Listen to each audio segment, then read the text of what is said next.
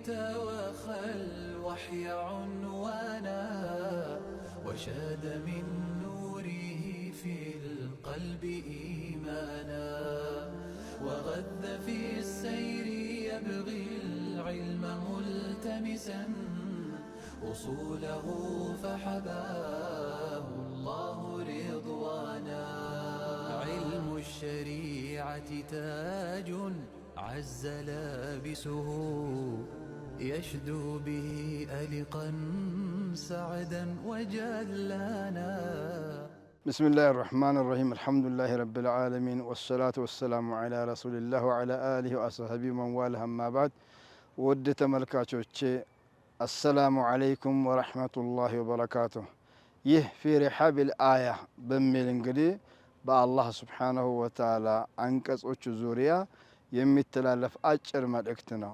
ዛሬ ደግሞ ለማስታወስ የሚፈልገው ሁላችሁም የምታውቋትን አጭር የምትባል ምዕራፍ ሰፊ ትርጉም ያላት ሱረቱል ኢኽላስ ነው። አላህ ምን ይላል? ቢስሚላሂ الرحمن الرحيم እጅግ አዛኝና እጅግ ሩህሩህ በሆነ አላህ ስብሓነሁ ወተዓላ ስም ጀምራለሁኝ። ቁል ሁወ አላሁ አሐድ በሊላቸው ለነቢዩ ዓለይሂ ሰላም አላህ አንድ ነው በላቸው።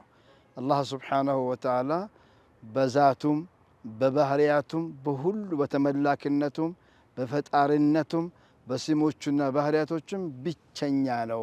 አቻ የለውም፣ ቢጤ የለውም፣ ይመስለው የለውም። የአላህን ስብሓነሁ ወተዓላ የመምሰልን አይነት ለማወቅ የሰው ልጅ አቅም የለውም። አላህ አንድ ነው። ከዛሳ አላሁ ሰመድ አላህ ማለት የሁሉም ፍጡሮች መጠጊያ ነው። አለዚ ተስሙዱ ኢለይሂ ልኸላኢቁ ኩሉሃ ሁሉም ፍጡሮች ወደሱ የሚጠጉና የሚፈልጉት ነው። በእዝነቱም አላህን እንፈልጋለን፣ በረሕመቱ አላህን እንፈልጋለን፣ በተመላክነቱም ያ አዩሃ ናሱ አንቱሙል ፉቀራኡ ኢለላህ ወላሁ አልገኒዩል ሐሚድ ነው። ሁላችሁም ወደሱ ፈላጊዎችና ድሆች ናችሁ። እሱ ግን የተብቃቃ በሁሉም ነገሩ በንግስና የተብቃቃ ነው፣ በመርዘቁ የተብቃቃ ነው፣ በመፍጠሩ የተብቃቃ ነው። በሁሉም ነገሩ አላህ ጀለ ወዐላ የተብቃቃ ነው። የሰው ልጅ ምንም ይሁን ምንም ጎደሎ አለው። እንደው ከአላህ ስብሓነሁ ወተዓላ ፈላጊ ነው ብሎ አላህ ጀለ ወዐላ አላሁ ሰመድ ብሎም ከስሞቹ አንዱ አሐድ የሚለው ነው፣ ሰመድ የሚለው ነው። ለም የልድ ወለም ዩውለድ አላህ ጀለ ወዐላ አልተወለደምም አልወለደም ብሎ አላህ ጀለ ወዐላ ሁለተኛ መልእክት ነው። እነዚህ ከአላህ ውጭ የሚያመልኩ ሰዎች አላህን ስብሓነሁ ወተዓላ ወይም እነሱ ፈጣሪ ነው ብሎ የሚያስቡትን ነገር በተለያየ መልክ ይገልጹታል። ግማሹ ድንጋይ የሚያመልክ ሌላውን አለ። ይህ ሁሉ አላሁ አሐድ በሚለው ጨርሶታል። ሁለተኛ ደግሞ ሰዎች ሲቸግራቸው የሆነ ነገር ሲያጋጥማቸው ደግሞ አላህን ትተው ወይ ደግሞ በተሳሳተ መንገድ ወደ አላህ ያደርሰናል ብለው የተለያዩ ወደ አላህ አድራሽ ነው ብሎ የሚይዙትን ነገሮችን አላሁ ሰመድ በሚለው አምክኖታል። አላህ በእኛና በሱ መካከል መንገዱን ክፍት አድርጎታል። መሄጃ መንገድ አበጅተዋል። የማንም አማላጅነት አያስፈልግም፣ የሁሉም መጠጊያ ነኝ ይላል።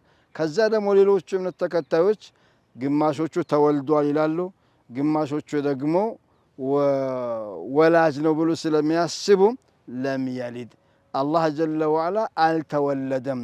ሰዎች ዒሳ የአላህ ልጅ ነው፣ ኡዘይር የአላህ ልጅ ነው ብሎ የሁዶችና ክርስቲያኖች ድንበር አረፈዋል። አላህ ጀለ ወዐላ ግን ይህን በቁርአን አረጋግጦ አላህ አንድ ነው፣ የተብቃቃ ጌታ ነው፣ የሁሉም መጠጊያ ነው፣ ልጅም የለውም ወላጅም የለውም የሚል የኛ የሙስሊሞችን የሁሉም የሰው ዘር የጂኖች ዘር እምነት ሊሆን በሚገባ መልኩ በዚች ምዕራፍ ቁልጭ አድርጎ ከተናገረ በኋላ ምን አይነት ነው የሚለው ደግሞ ሐሳባችን ላይ መጥቶ እንዳይረብሸን ወለም የኩን ለሁ ኩፉወን አሐድ አንድም አላህን የሚመስል ቢጤ አቻ አምሳያ የለውም ብሎ ያረጋግጣል። እቺ ምዕራፍ የአላህን ስብሓነሁ ወተዓላ ብቸኛ ፈጣሪነትን፣ ብቸኛ ተመላክነትን፣ የሁሉም መጠጊያነትን እንደዚሁም ደግሞ ያልወለደም ያልተወለደም። ምክንያቱም አረቦቹ ምን ይሉ ነበረ? መላኢካዎች የአላህ ሴት ልጆቹ ናቸው ብሎ ያስቡ ነበረ። ነሳራዎቹ ደግሞ ዒሳ የአላህ ልጅ ነው ብሎ ያስቡ ነበረ።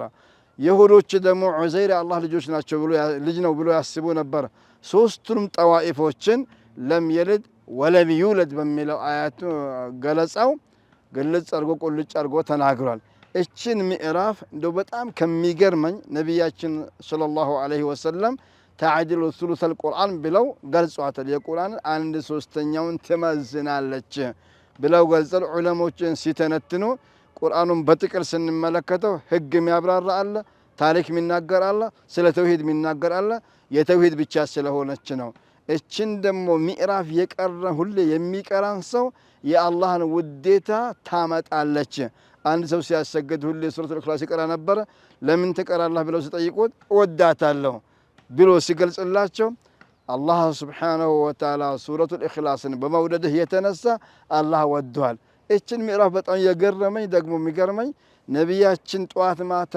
በመንዘክራቸው ዝክሮች እንድንቀራት አዟል ሲደመር 18 ጊዜ በቀን እንድንቀራት ታዝናል ከመግሪብ በኋላ 3 ጊዜ ትቀራለች ከሱቢ በኋላ 3 ጊዜ ትቀራለች 6 ይሆናል ስንተኛ 3 ጊዜ እንቀራታለን 9 ይሆናል እንደዚሁም ደግሞ በሶስቱ ሰላቶች ደግሞ አንዳንድ ጊዜ እንቀራታለን 12 ይሆናል እንደገና ደግሞ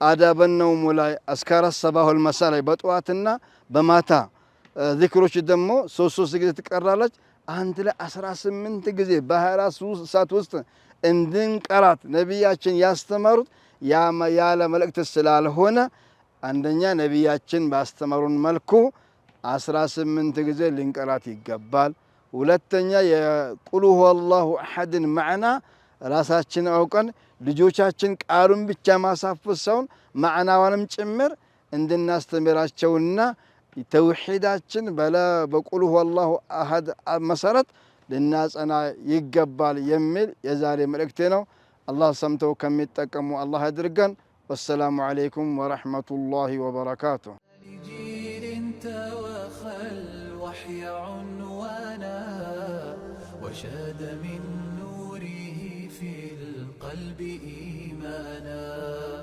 وغذ في السير يبغي العلم ملتمسا أصوله فحباه الله رضوانا علم الشريعة تاج عز لابسه يشدو به ألقا سعدا وجلانا